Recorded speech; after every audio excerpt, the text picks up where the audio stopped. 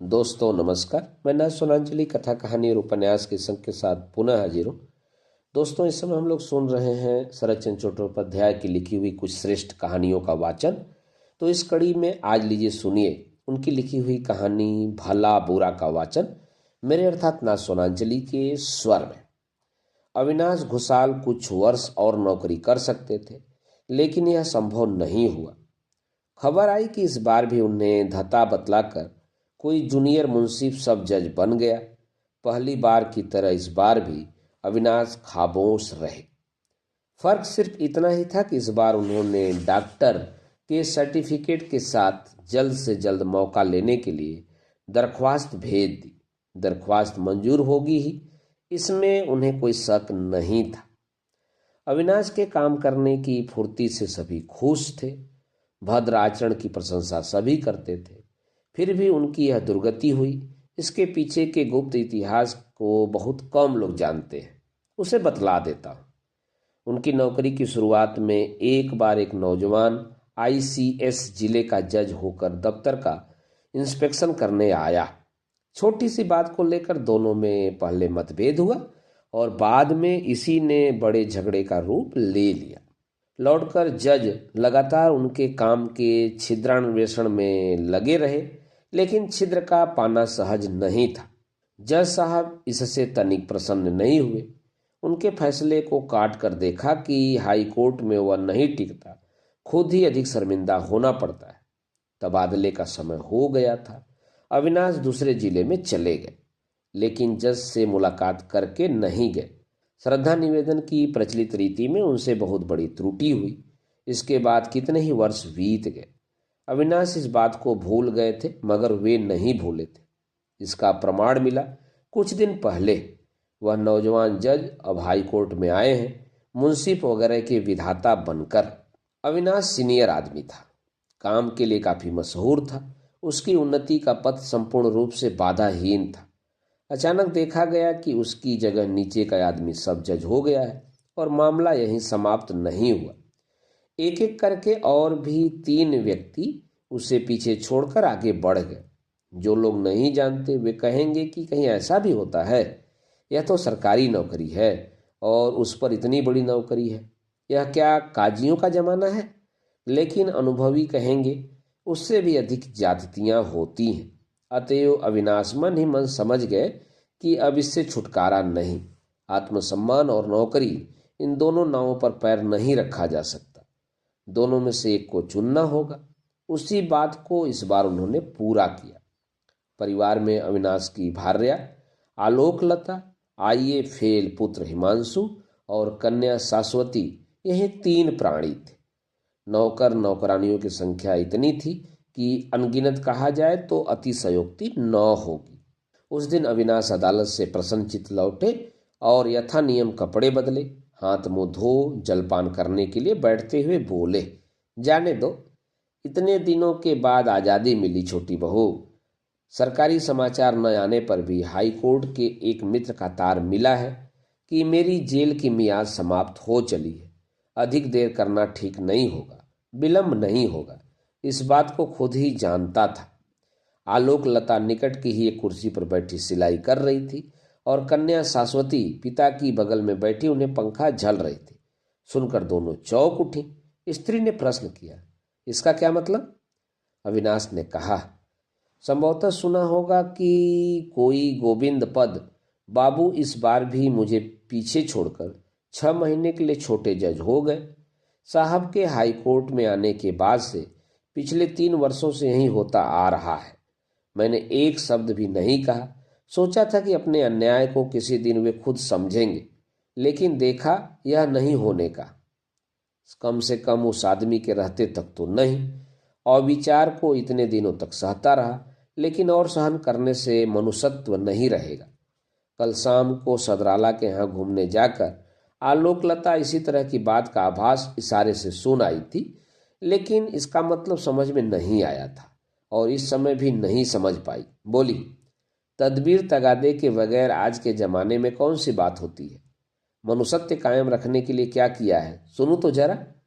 अविनाश ने कहा, तदबीर तगादा नहीं किया जाता, मगर जो कर सकता था उसे जरूर ही किया है। आलोकलता पति के मुंह की ओर देखती रही। अभी तक तात्पर्य उसकी समझ में नहीं आया। वह डर गई और बोली, सुनो भी, क्या किया है, बतलाओ भी तो सही। अविनाश ने कहा, वह है काम से इस्तीफा देना, और इस्तीफा भी दे दिया है। आलोकलता के हाथ से सिलाई का सामान जमीन पर गिर पड़ा। वजाहत की भांति कुछ देर तक खामोश रहकर बोली, यह क्या कह रहे हो? इतने प्राणियों को भूखे मारने का संकल्प किया है क्या? काम छोड़ा तो तुम्हारी कसम खाकर कहती हूं, मैं उसी दिन आत्महत्या कर लूंगी। अविनाश चुप बैठे रहे, कोई जवाब नहीं दिया। आलोकलता तेजी से बोली, दरख्वास्त अगर दे ही दी है तो वचन दो कि कल ही वापस लोगे। अविनाश ने इनकार में सिर हिलाया। तो तुम चाहते हो कि मैं मर जाऊं? तुम तो जानती हो छोटी बहू कि मैं इसकी कामना नहीं करता। तुम पत्नी होकर अगर पति की मर्यादा को इस तरह से समाप्त करती हो कि लोगों के सामने मस्तक ऊंचा करके खड़ा भी न हो सकूं तो। बात अविनाश के मुंह में अचानक रुद्ध हो गई, पर खत्म नहीं हुई। आलोकलता ने कहा, तो क्या कहते हो? जवाब में एक कठोर बात उसकी जबान पर आई थी, मगर इस बार भी वे उसे बोल नहीं पाए। लड़की ने बाधा डाल दी। अब तक वह सब कुछ चुपचाप सुन रही थी, लेकिन अब उससे नहीं रहा गया। बोली, नहीं पिताजी, इस समय माँ में सोचने विचारने की ताकत नहीं है, तुम उन्हें कोई जवाब नहीं दे सकते। लड़की की हिमाकत देखकर माँ कुछ पहले हतबुद्धि सी हो गई। दूसरे ही पल बड़े जोरों की फटकार लगाकर बोल उठी, शाश्वती, जा यहां से, चली जा कहती हूँ। लड़की बोली, अगर चला ही जाना पड़ता है तो पिताजी को साथ ले जाऊंगी माँ, तुम्हारे पास छोड़कर नहीं जाऊंगी। क्या कहा? कहा कि तुम्हारे पास उन्हें अकेला छोड़कर मैं नहीं जाऊंगी, कभी नहीं जाऊंगी। चलो पिताजी, हम जरा नदी के किनारे घूम आए। शाम के पश्चात मैं खुद तुम्हारा खाना बना दूंगी। इस समय खाना रहने दो, उठो, चलो पिताजी। यह कहकर उसने उनका हाथ पकड़कर खड़ा कर दिया। दोनों सचमुच ही चले जा रहे हैं। यह देखकर आलोकलता ने अपने को कुछ संभाल कर कहा, जरा रुको, सचमुच ही क्या एक बार भी नहीं सोचा कि नौकरी छोड़ देने पर तुम्हारे परिवार के इतने प्राणी क्या खाएंगे? अविनाश ने जवाब देना चाहा, मगर इस बार भी लड़की ने रुकावट डाल दी। वह बोली, खाने की क्या सचमुच ही तुम्हें फिक्र हो गई है माँ? लेकिन रोना तो नहीं चाहिए। नौकरी छोड़ने पर भी पिताजी को पेंशन मिलेगी, और वह भी 300 से क्या कम होगी। बगल वाले मकान के संजीव बाबू 60 रुपये तनख्वाह पाते हैं। खाने वाले उनके यहाँ भी 9-10 हैं। कितनी बार देख आई हूँ। उनके यहाँ का खाना हमारे यहाँ से बुरा नहीं होता। उनका चल रहा है तो हम 3-4 जनों का खाना पहनना नहीं चलेगा? माँ के धीरज का बांध टूट गया। वह कटु व्यंग के स्वर में चिल्ला उठी, जा, भाग मेरी नजरों के सामने से। जब अपना परिवार बसाना तब गृहस्थी पना दिखाना। मेरी गृहस्थी में दखल दिया तो तुझे घर से निकाल बाहर खड़ा कर दूंगी। लड़की ने जरा हंस कर कहा, अच्छी बात है माँ, वहीं करो। पिताजी का हाथ पकड़कर मैं चली जाऊंगी। तुम और भैया पिताजी के पेंशन के सारे रुपए लेकर जो चाहो करो, हम कुछ भी नहीं कहेंगे। मैं लड़कियों के किसी स्कूल में नौकरी करके वृद्ध पिताजी का खर्च चला लूंगी। माँ आगे कुछ नहीं बोली। देखते ही देखते उनकी दोनों आंखों से आंसुओं की धारा बह चली। लड़की ने पिता का हाथ किंचित दबाकर कहा, चलो पिताजी चले, सायं का समय हो जाएगा। अविनाश के पग बढ़ाते ही आलोकलता आंचल से आंखें पोंछकर रूधे गले से बोली, जरा और रुको, यह तुम्हारी कैसी भीष्म प्रतिज्ञा है? क्या इसमें फेरबदल नहीं होगा? अविनाश ने गर्दन हिलाकर कहा, नहीं, ऐसा नहीं होगा। देखो, मैं तुम्हारी स्त्री हूं, तुम्हारे सुख दुख की साथिन हूं। अविनाश बाधा देकर बोले, अगर यह सच है तो इतने दिनों तक मेरे सुखों का हिस्सा मिला है, अब मेरे दुखों का हिस्सा लो।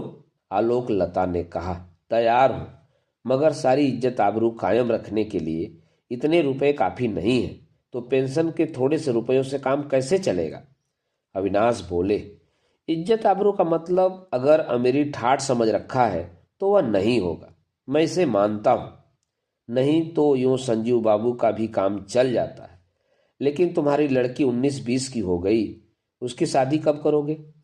माँ की समस्या का समाधान किया शाश्वती ने। बोली, माँ, मेरी शादी के लिए तुम चिंता न करो। अगर सोचना ही चाहती हो तो यह सोचो कि संजीव बाबू ने 2 बेटियों का ब्याह कैसे किया। जवाब सुनकर माँ का धीरज फिर टूटा। सजल आंखें दीप्त हो उठी। रूधे गले का स्वर पंचम पर पहुंच गया और बोली, शाश्वती मोहजली, मेरी नजरों के सामने से अब क्यों नहीं हटती? हट जा, हट जा, मैं कह देती हूँ। जाती हूँ माँ, चलो न पिताजी।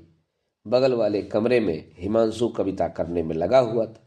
आइए परीक्षा के तीसरे प्रयास में अभी कुछ देर है। उसकी कविताएं वातायन पत्रिका में छपती हैं, दूसरी कोई पत्रिका नहीं लेती। वातायन संपादक उत्साहित करते हुए चिट्ठी लिखते हैं, हिमांशु आपकी कविता अच्छी बन पड़ी है, अगली बार एक कविता और भेजें, कोई छोटी और साथ ही सरस्वती देवी की एक रचना अवश्य भेजें। यह नहीं पता कि वातायन संपादक सच लिखते हैं या मजाक करते हैं, या उनके मन में कोई दूसरी बात है। सरस्वती देकर हंसती हुई कहती है, भैया यह चिट्ठी दोस्तों को दिखाते न फिरना। क्यों, बतला तो। नहीं, यूं ही कह रही हूं, अपने मुंह मियाँ मिट्ठू बनते फिरना क्या अच्छा लगता है? कविता भेजने से पहले बहन को पढ़ाने के बहाने वह अपनी सभी गलतियों को सुधार लेता है। संशोधन की मात्रा कुछ अधिक हो जाने पर शर्मा कर कहता है, तेरी तरह मैंने तो पिताजी से संस्कृत व्याकरण काव्य साहित्य नहीं पढ़ा है, मेरा क्या दोष है? लेकिन शाश्वती तू जान ले, यह कुछ भी नहीं है। 10 रुपए महीना पर एक पंडित रख लेने से सब कुछ बन जाता है। कविता का यथार्थ जीवन है कल्पना में, भाव में, उसकी अभिव्यंजना में।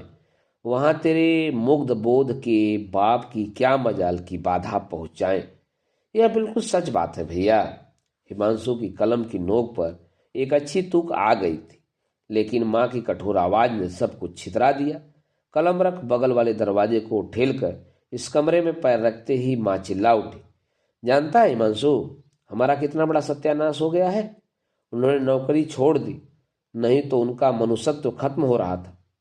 जानता है क्यों? इसलिए कि उनकी जगह कोई दूसरा आदमी सब जज बन गया है, वे नहीं बन सके। मैं साफ कहे देती हूँ, यह डाह के अलावा और कुछ भी नहीं है, निरी डाह। हिमांशु ने अचरज से आंखें फाड़ कर कहा, तुम यह क्या कह रही हो माँ? नौकरी छोड़ दी? What nonsense. अविनाश का मुंह पीला जर्द पड़ गया। दांतों तले होठ चबाकर वे चुप खड़े रहे। आसन्न संध्या की मलिन छाया में उनका चेहरा अनोखा लग रहा था। शाश्वती पागलों की तरह चिल्ला उठी, उफ, संसार में धृष्टता की कोई सीमा भी है? तुम चलो, जल्दी चलो, नहीं तो मैं सिर पीटकर मर जाऊंगी। यह कहकर अर्ध अचेत पिता को लेकर वह घर से बाहर चली गई।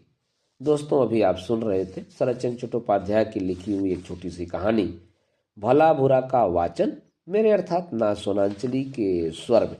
दोस्तों, और भी किस्से और कहानियों को सुनने के लिए मेरे साथ आप जुड़े रहें। कथा, कहानी और उपन्यास के अगले अंक में मैं एक नए कहानी के साथ उपस्थित रहूंगा। धन्यवाद।